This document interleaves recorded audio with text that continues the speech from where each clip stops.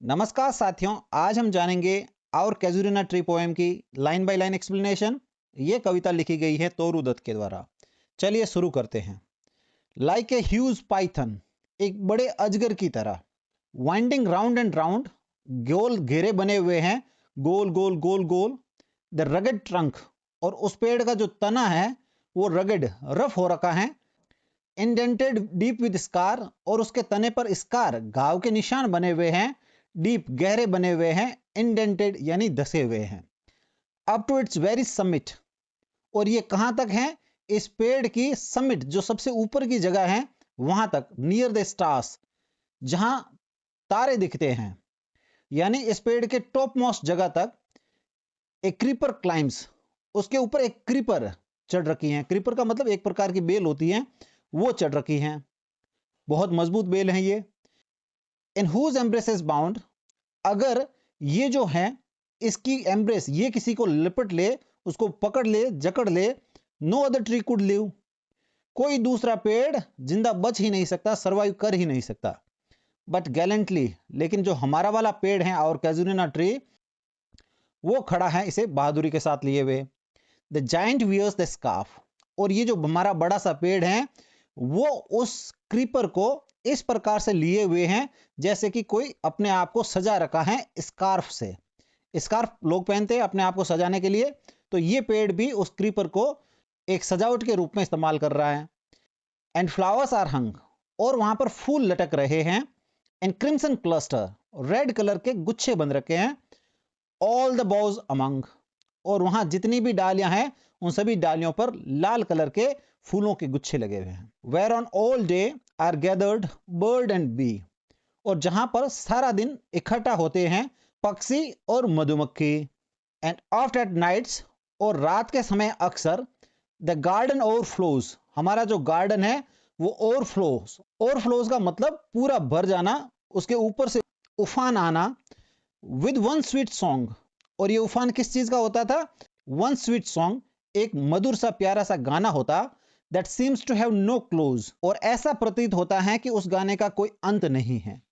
संग darkling from our trees, और रात के समय इस पेड़ से, जो रात के वासी हैं, वो इस पेड़ से गाना गाते हैं। वाइल मैन रिपोज, जिस दौरान उस गार्डन में लोग आराम कर रहे होते हैं, सो रहे होते हैं, उस दौरान उस गार्डन के अंदर गाने की महक पूरी ओवरफ्लो कर जाती थी, उफान आ जाता था उसका। यानी बहुत ही मधुर संगीत उस गार्डन में हुआ करता था। When first my casement is wide open, thrown at down, जब डाउन का समय होता है, जब सवेरा होता है, जब पहली बार मेरी जो खिड़की है, केसमेंट है, वो खुलती है। माई आईज डिलाइटेड, मेरी आंखें खुश हो जाती हैं। ऑन इट रेस्ट, और खुशी के साथ इस पेड़ के ऊपर टिक जाती हैं, इस पेड़ को देखती हैं।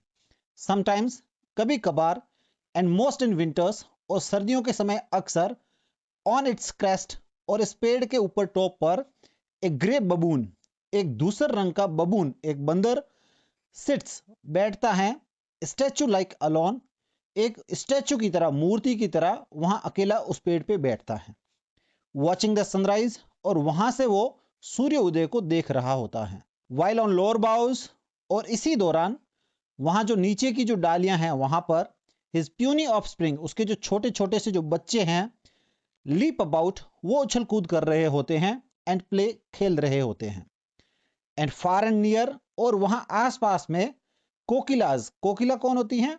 कोयल, हेल द डे, वो दिन का स्वागत कर रही होती हैं। बहुत मधुर संगीत होता है कोयल का। And to their pastures wend our sleepy cows, और हमारी जो गायें हैं, जो स्लीपी, यानी अभी भी उनको नींद आ रही है, लेकिन वो सुबह सुबह जाती हैं चरने के लिए पास्चर्स, खेतों में। एंड इन द शैडो, और उस पेड़ की जो छांव है, उस छांव में क्या होता है? ये जो छांव है, on the broad tank cast, जो कि एक बड़े से टैंक, पानी का जो टैंक है, नीचे स्टोरेज बना रखा है, उसके ऊपर ये छांव बनती है। बाय दैट होल ट्री, उस दूसरे रंग के ग्रे व्हाइट कलर के पेड़ के द्वारा ये छांव बनती है। सो ब्यूटीफुल एंड वास्ट, ये जो छांव है बहुत ही खूबसूरत और वास्ट, बहुत ही विस्तृत होती है। उस छांव में द वाटर लिलीज स्प्रिंग, वहां पर वाटर लिलीज के जो फूल हैं वो स्प्रिंग, वो खिलते हैं। लाइक स्नो एंड मेस्ट, और वो सफेद सफेद से फूल कुछ इस प्रकार से दिख रहे हैं जैसे वहां पर स्नो इकट्ठी हो रखी हैं, स्नो का ढेर लग रखा है, वैसे दिखते हैं वाटर लिली के फूल। और ये कहाँ पर दिखते हैं? उस पेड़ की छांव में, जो कि एक पानी के टैंक के ऊपर बन रही है। But not because of its magnificence, dear is the casuarina to my soul. यहां पर कवित्री बता रही हैं कि ये जो पेड़ है, हमारा जो कैजुरिना का जो पेड़ है, मुझे प्रिय सिर्फ इसलिए ही नहीं लगता क्योंकि ये बहुत ज्यादा भव्य, बहुत ज्यादा खूबसूरत है। बीनीथ इट, इस पेड़ के नीचे, वी हैव प्लेड, हम खेला करते थे, दो years में रोल, यद्यपि कई साल बीत गए हैं, ओ स्वीट कंपेनियंस। यहां पर कवित्री अपने जो साथी हैं, जो प्यारे प्यारे साथी हैं, उनको याद कर रही हैं। लव्ड विद लव इंटेंस, और आपस में प्रेम करते थे, बहुत गहरा प्रेम था दोस्तों के बीच में, साथियों के बीच में। फॉर योर सेक्स, तुम लोगों के खातिर, अपने खेल के साथियों के खातिर। Shall the tree be ever dear, और ये जो पेड़ है वो हमेशा हमेशा के लिए डियर, प्यारा रहेगा। ब्लेंड विद योर इमेजेस, और मिक्स हो गई है, जो तुम्हारी इमेजेस हैं, जब हम खेला करते थे उस समय की यादें मिक्स हो गई हैं इस पेड़ के साथ। It shall arise in memory, और ये याद आती रहेगी। Till the hot tears blind mine eyes, और याद तब तक आती रहेगी जब तक कि जो गरम गरम आंसू हैं मेरी आंखों को अंधा नहीं कर दे, तब तक तुम लोगों की याद आती रहेगी। संभवतः इसके जो खेल के साथी हैं वो अब इस दुनिया में नहीं रहे हैं। What is that dirge like murmur that I hear? कवित्री को कोई आवाज सुनाई दे रही है, और कवित्री कह रही है कि ये आवाज जो बुदबुदाने की आवाज है, जो कि एक शोक गीत की जैसी आवाज है, उसके बारे में पूछ रही है कि ये क्या आवाज है। लाइक द सी ब्रेकिंग, ये आवाज कुछ वैसी ही है जिस प्रकार से समुद्र टकराता है। ऑन ए सिंगल बीच, एक ऐसे बीच के ऊपर जहां पर छोटे छोटे पत्थर हैं, पेबल्स वगैरह पड़े हैं, वहां जब समुद्र टकराता है, उसकी जो आवाज है, ठीक उसी प्रकार की आवाज हमारी कवित्री को सुनाई दे रही है। और ये आवाज कवित्री कह रही है एक शोक के गीत जैसी है। It is the tree's lament, और कवित्री कहती है ये जो आवाज है ये उस पेड़ का रोना है, पेड़ रो रहा है, शोक मना रहा है। एन ईरी स्पीच, एक अजीब सी भयानक सी ये आवाज है। That haply to the unknown land may reach, और ऐसा प्रतीत होता है कि ये जो आवाज है अननोन लैंड, अज्ञात जगहों तक पहुंचेगी। अज्ञात जगहों से पहुंचने का मतलब बहुत दूर तक ये जो शोक है, इस शोक को देखा जा सकेगा, सुना जा सकेगा। यानी ये जो पेड़ है वो इसके कंपेनियन के खो जाने से बहुत ज्यादा दुखी हैं, और इस पेड़ का जो दुख है और हमारी जो कवित्री का दुख है, वो दोनों का एक जैसा दुख है, और उस दुख को बहुत दूरियों तक, दूर दूर जगहों पर महसूस किया जा सकेगा। Unknown yet well known to the eye of faith, यहां पर कवित्री कह रही है कि भले ही जगहें अननोन हो, बहुत दूर हो, लेकिन मेरी जो आई ऑफ फेथ है, यानी जो मेरी कल्पना है, मेरी जो याद है, उस याद में भली भांति परिचित हैं। आह, दुख के साथ कह रही हैं, I have heard that well, और मुझे वो जो रोने की आवाज है वो सुनाई दे रही है। फार फार अवे, बहुत बहुत दूर। इन डिस्टेंट लैंड्स, दूर के जो प्रदेशों में। बाय मैनी ए शेल्टर्ड बे, और ये आवाज आती है कई सारी जो खाड़ियां हैं, उन खाड़ियों से वो आवाज आती है। व्हेन स्लम्बर्ड इन हिज केव, वो अपनी गुफा में वो जो खाड़ियां हैं आराम से सो रही होती हैं। द वाटर रेथ, पानी वहां आके लिपट जाता है। And the waves gently kissed, और पानी की जो लहरें हैं वो जेंटली, बड़ी कोमलता के साथ किस्ड, छू के जाती हैं। The classic source of France and Italy, France और इटली के जो क्लासिक, जो पुराने पुराने तट हैं, उनको वो छू के जाती हैं। बीनीथ द मून, चांद के नीचे, यानी रात के समय चांदनी में। व्हेन अर्थ ले ट्रेंस्ड, जिस दौरान जो पृथ्वी है वो ट्रेंस्ड अवस्था में रहती है, आराम कर रही होती है। इन ए ड्रीमलेस सून, एक मूर्छित सी अवस्था में।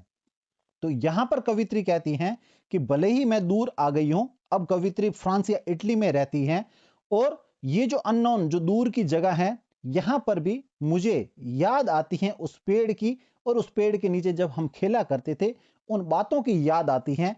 और वो जो रोने की जो आवाज है, जब पेड़ रोया करता था अपने कंपेनियन के खो जाने पर, वो जो पेड़ की रोने की, समुद्र की लहरों का उस पेबल वाले तट से टकराने की जो आवाज थी, ठीक वैसी ही आवाज हमारी कवित्री को फ्रांस या इटली के जो क्लासिकल पुराने तट हैं, उन तट पर जब पानी वहां से टकराता है, जो आवाज आती है, उस आवाज से कवित्री को वो जो पुरानी आवाज है वो याद आती है। And every time the music rose, और हर बार जब ये आवाज आती है इस प्रकार की, बिफोर मेरे सामने, माइन इनर विजन, मेरे अंदर से एक विजन, एक याद आ जाती है।